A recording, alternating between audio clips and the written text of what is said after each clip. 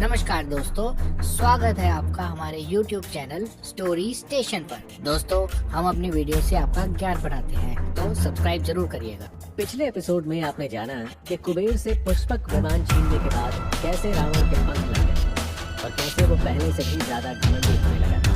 लेकिन फिर एक ऐसी घटना घटी जिसने रावण को घुटनों पर लाकर खड़ा कर दिया। आखिर ऐसा क्या हुआ कि महाशक्तिशाली रावण को गिड़गिड़ाना पड़ा? आइए सुनते हैं। कुबेर से पुष्पक लूटकर उड़ते हुए रावण कैलाश से नीचे उतरा।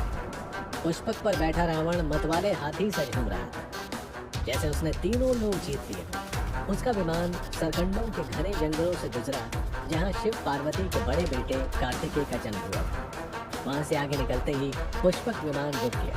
रावण हैरान होकर सोचने लगा कि पुष्पक क्यों नहीं चला। तभी रावण की नजर काले पीले रंग के नंदीश्वर पर पड़ी। वो रावण की ओर ही बढ़ते आया। वहां पहुंचकर नंदीश्वर बोले, यहाँ शिव जी ध्यान करते हैं, इसके आगे कोई नहीं जाता, इसलिए तू यहाँ से चल। अहंकारी रावण को नंदी की बातें बिल्कुल पसंद नहीं। उसकी आंखें गुस्से से लाल हो गईं। टमटमाता हुआ वो पुष्पक से नीचे उतरा और बोला, ऐसा बोलकर रावण पर्वत के नीचे आ गया। वहां रावण ने देखा कि जलता हुआ भाला लिए नंदीश्वर शंकर जी के पास है। उनका बंदर जैसा मुंह देखकर रावण जोर जोर से हंसने लगा। नंदीश्वर को बड़ा गुस्सा आया। बोले, हे रावण, तूने मेरे बंदर रूप का अपमान किया। अब तेरे वंश को जड़ से उखाड़ने के लिए मेरे जैसे ही तेजस्वी बंदर पैदा होंगे। वही तेरे घमंड और बल को नीचा दिखाएगा। मैं तुझे अभी भी जान से मार सकता हूँ, लेकिन तू अपने पापों से पहले ही पहुंच। अब मरे हुए को क्या मारना? नंदीश्वर की ये बात सुनते ही देवताओं ने फूल बरसाकर उनकी पूजा की, लेकिन लंकेश्वर को इस बात से कोई फर्क नहीं पड़ा। रुद्र का अपमान करने के लिए रावण पर्वत भी और बढ़ा गया और उसे उठा लिया। उसने अपने दोनों हाथ पर्वत के नीचे घुसाए और उसे उठाने लगा। इससे पर्वत कांप उठा। शिव के सभी सेवक गए। मां पार्वती के डर शिव जी का हाथ पकड़ा। इतना होते ही महादेव ने बिना कुछ कहे अपने पैरों के अंगूठे से उस पर्वत को दबा दिया। रावण के दोनों हाथ पर्वत में फिसल गए। वो गुस्से और दर्द से ऐसा चीखा कि तीनों लोग कांप गए। देवता बेचैन हो गए। समंदर में ज्वार भाटा होने लगा। पर्वत थरथराने लगे। तब दशानन के मंत्रियों ने उससे कहा, ये आपके पास एक ही बात है, आप नीलकंठ महादेव को प्रसन्न करें, क्योंकि वो देवों के भी देव हैं। उनसे उलझना आपके लिए अच्छा नहीं है। अब आपको कठोर तप करना होगा। आपकी सुरक्षा का कोई दूसरा उपाय नहीं है। महादेव खोले और गया। सच्चे मन से शरण में आएंगे तो वो खुश होकर आपको मारेंगे। इसीलिए घमंड छोड़कर शिव की पूजा कीजिए। रावण गहरे दर्द में था। उसने अपनी भरसक सारी ताकत लगा दी थी, लेकिन अपने हाथ पर्वत से इसलिए उसने अपने मंत्रियों की बात मान ली और उसी समय सामवेद के मंत्रों से शिव की पूजा शुरू कर दी। इसी तरह दर्द में कराहते हुए और मंत्रों का जाप करते हुए कई साल गुजर गए। तब जाकर भगवान शंकर खुश हुए और उसे पर्वत से अपना हाथ निकालने का मौका दिया और बोले, अब तुझे जिधर जाना हो जा। शिव को खुश देखकर रावण ने उन्हें ब्रह्मा से मिले अपने वरदान के बारे में बताया और कहा, मुझे वरदान कि मेरी जो उम्र बची है वो मेरे किसी भी काम से खत्म नहीं और अपना एक अस्त्र नहीं। भोलेनाथ ने उनकी प्रार्थना सुन ली और चंद्रहास नाम की अपनी चमत्कारी तलवार और रावण की बाकी की उम्र उसे लौटा दी। इसके साथ ही शिव ने रावण को चेतावनी भी दी। बोले, इस तलवार का कभी अपमान मत करो, वरना ये मेरे पास वापस चली आए। रावण ने महादेव को प्रणाम किया और पुष्पक पर बैठकर लौटा। अब रावण महादेव का भक्त बन चुका, लेकिन उसके राक्षसी व्यवहार में कोई कमी नहीं। कैलाश से लौटते ही वो घाटी के सभी बलवान और पराक्रमी क्षत्रियों को सताने लगा। जो शुरू भी उसकी बातों में नहीं मानते थे, उन्हें जान से मार देते थे।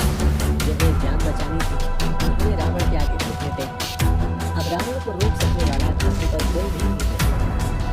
लोग रावण के नाम से केवल बल नहीं, विद्या और बुद्धि में रावण सबसे बड़ा हो चुका है। उसने सभी विद्याएं हासिल कर ली। सभी वेद, उपनिषदों और ग्रंथों को रख लिया। संसार में ऐसा कोई विद्वान नहीं था जो रावण के ज्ञान के आगे टिक सके। सबसे महान होने के विचार ने उसके घमंड को चरम पर पहुंचा दिया। कहते हैं फल लगने से पेड़ों की डालियां टूटती हैं, लेकिन रावण से और भी बढ़ता जा रहा है और यही घमंड रावण को ले गया। तो आपको इससे क्या सीख यही कि सबसे भारी होने के बाद भी आपको घमंड करना है। अगर आप जीवन में कुछ अच्छा करना चाहते हैं तो विनम्र होना सीखें। रावण की कहानी में अभी और भी कई पड़ाव बाकी हैं जिनको हम इस ओरिजिनल सीरीज में बताते हुए जाएंगे। तो सुनिए, शक्ति के साथ साथ रावण बुद्धि बल में भी सबसे आगे निकल चुका था। अब रावण के चरित्र पर एक और दाग लगने वाला है। एक बार अपने पुष्पक विमान से घूमते घूमते रावण हिमालय के जंगल में जाता है। वहाँ उसकी नजर एक लड़की पर जो हिरण के चमड़े पर कपड़ा पहनकर तपस्या कर रही है। उसकी सुंदरता देखकर रावण ने उसे पा लेना चाहा। रावण बोला, मेरा रूप और मन तपस्या के लिए नहीं है, इसीलिए तू ये तप छोड़कर मेरे पास आ जा। ये बोल कि तू ये तप किस लिए कर किसकी बेटी है, मेरा पति कौन? रावण के पूछने पर उस सुंदरी ने बड़ी ही विनम्रता से कहा, मैं महर्षि पुष्पध्वज की बेटी हूँ, मेरा नाम वेदवती है।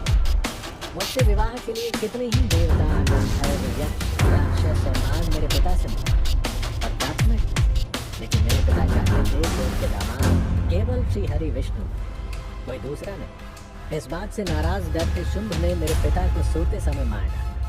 मेरी दुखी माता उनकी चिता के साथ अपने पिता की अंतिम इच्छा को पूरी करने के लिए तपस्या कर रहे हैं। जो है वो सही मैंने आपको बता दिया। उस पुरुषोत्तम के अलावा कोई मुझे छू तक नहीं सकता।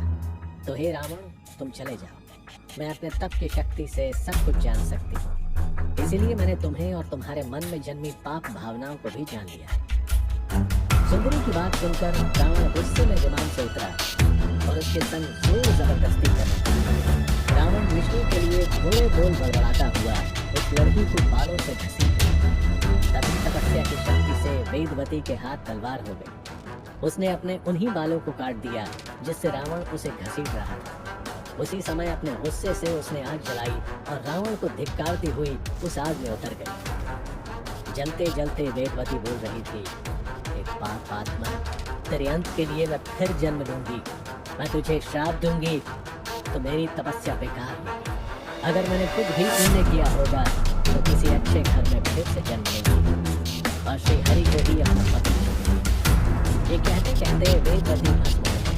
उस महान तपस्वी लड़की की चिता के चारों ओर फूल दिखा। उसी वेदवती ने राजा जनक के घर में फिर जन्म लिया और जानकी नाम से जन्म। दोस्तों, आप लोग ये बात बिल्कुल न भूलें कि आज भी जब कोई आदमी किसी लड़की के साथ जबरदस्ती करता है तो लोग उसे रावण कहते हैं। रावण का नाम यहाँ एक गाली की तरह इस्तेमाल होता है। तो आप भी रावण के इस पापी चरित्र को ध्यान में रखिए और ऐसा काम करने से बचिए कि जिसमें दुनिया आपको रावण के नाम से पुकारे। हालात कुछ भी हो, आपको महिलाओं का सम्मान करना नहीं भूलना चाहिए। चलिए अब आगे बढ़ते हैं अपने अगले एपिसोड की तरफ। अगला एपिसोड सुनने के लिए चैनल को करें सब्सक्राइब, लाइक, शेयर और कमेंट करके जरूर बताएं आपको ये सीरीज कैसी। धन्यवाद दोस्तों।